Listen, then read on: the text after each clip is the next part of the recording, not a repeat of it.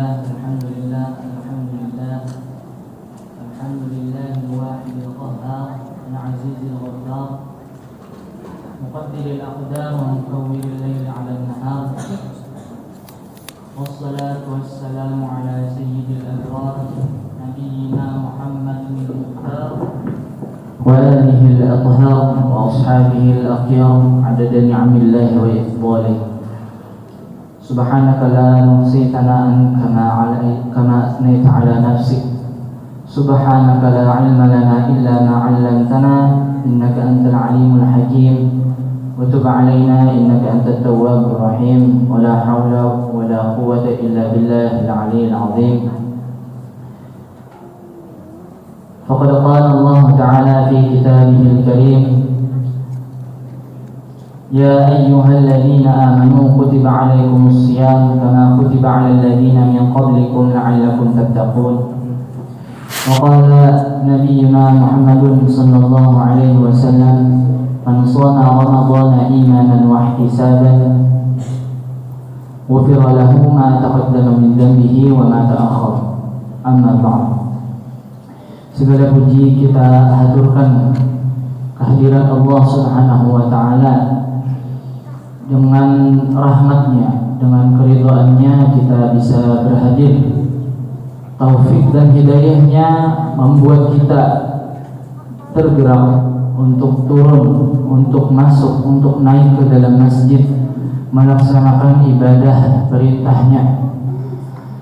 Dan salawat dan salam kepada Nabi Muhammad sallallahu alaihi wasallam, yang mana dengan hidayah yang kita dapat daripada perjuangan beliau sehingga kita menikmati nikmat yang terbesar, yaitu nikmat iman dan nikmat Islam. Hadirin yang dimuliakan Allah Subhanahu wa taala, pada bulan Ramadan ini Allah Subhanahu wa taala memberikan kita perintah-perintah atau tuntunan yang mana harus kita ikuti, yaitu diantaranya kita diperintahkan untuk melaksanakan shaum atau puasa selama sebulan penuh. Kemudian diiringi daripada itu ada amalan-amalan lain yang mana kita digerakkan atau dimotivasi untuk memperbanyaknya selama di bulan Ramadan. Dalam kitab Al-Adhkar, Al-Imam An-Nawawi berkata bahwa ada zikir-zikir atau ucapan-ucapan atau bacaan-bacaan khusus yang mana kita momen yang pas untuk membacanya itu ialah ketika kita berpuasa, ataupun orang yang disuruh membaca itu ialah orang yang berpuasa. Puasa itu sendiri artinya adalah menahan, berasal dari kata sawama. Di dalam Mu'jam al-Mufahras di Al-Fadhil Quran disebutkan bahwa puasa adalah menahan. Dalam istilah Al-Quran, puasa disebut dengan dua kata, dua frasa kata. Pertama ada disebut dengan shaum, dan yang kedua disebut dengan shiyam. Yang sering kita dengar adalah kedua-duanya ini.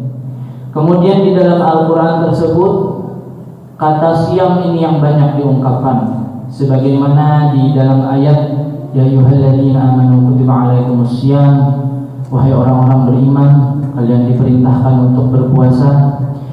Dan ada kata shaum yang hanya disebutkan cuma satu kali di dalam Al-Quran, yaitu di dalam surah Maryam,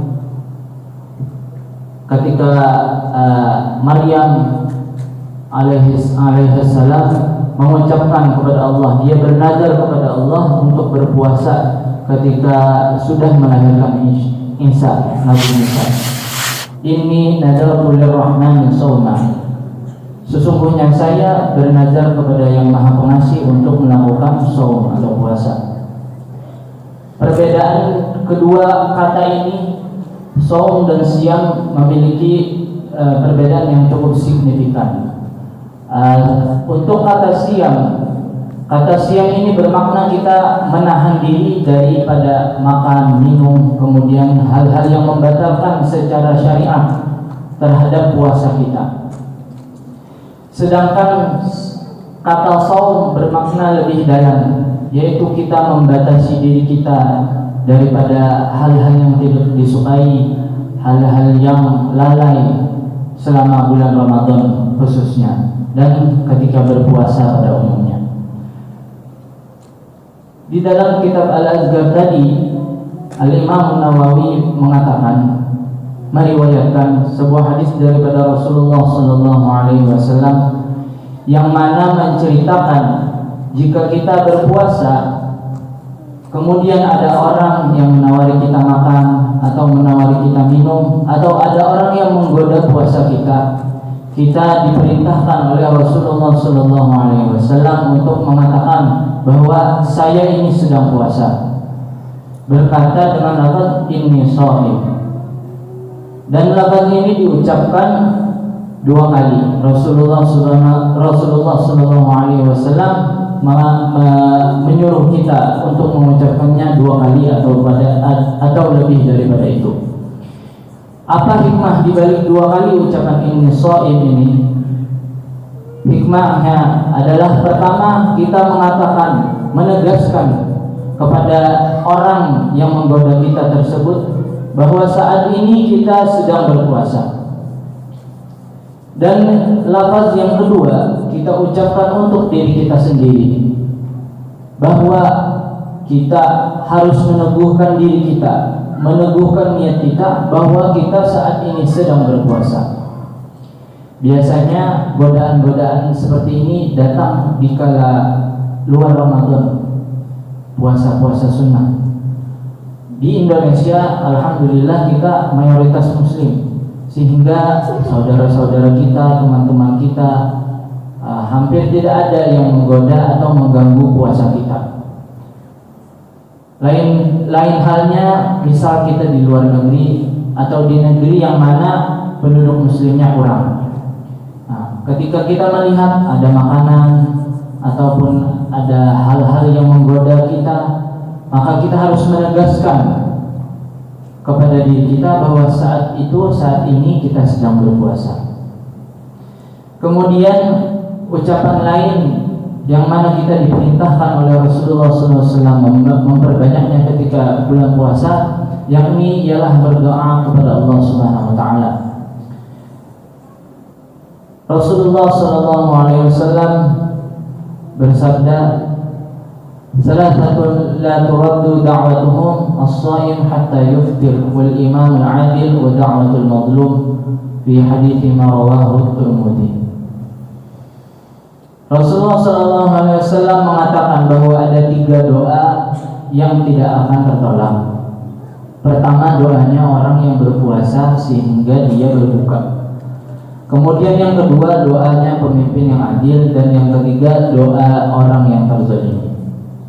Dalam hadis ini kita garis bawahi orang yang berpuasa sehingga dia berbuka. Jadi kabulnya doa kita, mustajabnya doa kita adalah ketika awal kita berpuasa, mulai awal kita berpuasa sehingga kita berbuka. Tidak tertentu di waktu ini misalnya bahwa doa kita terkabulkan. Namun kita dimotivasi, diperintahkan untuk memperbanyak berdoa pada saat kita berpuasa, baik itu puasa wajib ataupun puasa sunnah. Apalagi di bulan yang mulia pada bulan Ramadan ini. Kemudian kita harus yakin bahwa doa kita akan pasti terkabul, karena Allah Subhanahu Wa Taala dialah yang maha pengabul doa. Allah Subhanahu Wa Taala sudah berfirman menegaskan di dalam surah Ghafir ayat 60, "Ud'uni astajib lakum." Wahai hambaku, berdoalah kepadaku, niscaya aku akan kabulkan. Namun hendaknya kita memperbaiki mindset kita terhadap doa ini. Kita tidak berharap terlalu banyak untuk dikabulkan bagaimana yang kita kehendaki. Namun pengabulan doa adalah hak Allah Subhanahu wa taala. Allah Subhanahu wa taala berhak mengabulkan di saat ini dengan hal ini. Hasilnya misal kita berdoa minta mobil tapi dikasihnya motor, ataupun kita berdoa untuk menjadi hafiz Quran tetapi menjadi hafal hadis misalnya, atau pula doa kita dikabulkan diganti menjadi gunungan pahala di akhirat. Wallahu a'lam, Allah Subhanahu wa taala lebih mengetahui. Tetapi kita perlu yakin kembali tadi bahwa Allah Subhanahu wa taala pasti akan mengabulkan doa kita. Karena Allah Subhanahu wa taala itu Maha Pemalu. Dia Subhanahu wa taala malu jika tidak mengabulkan doa hambanya yang meminta kepadanya. Maka dari itu Allah Subhanahu wa taala saja malu jika Dia tidak mengabulkan doa kita. Alangkah baiknya atau alangkah baiknya jika kita sendiri yang menjadi hamba Allah Subhanahu wa taala malu jika tidak berdoa kepada Allah Subhanahu wa taala. Kadang-kala kita bingung ataupun kita malas, maka hendaknya kita harus tetap berdoa kepada Allah Subhanahu wa taala. Karena dengan doa yang simpel pun, apa saja yang kita kehendaki, tapi kita hanya minta kepada Allah Subhanahu wa taala, maka Allah Subhanahu wa taala akan memberikan apa yang kita minta. Hadirin yang dimuliakan Allah Subhanahu wa taala, mungkin daripada apa yang saya bicarakan tadi, saya berbagi kepada antum sekalian, ada yang dapat diambil hikmahnya dan baik-baiknya. Kemudian jikalau ada yang buruk-buruknya, itu semata-mata daripada kesalahan saya sendiri. Hadanallahu wa iyyakum ajma'in. Wassalamualaikum warahmatullahi wabarakatuh.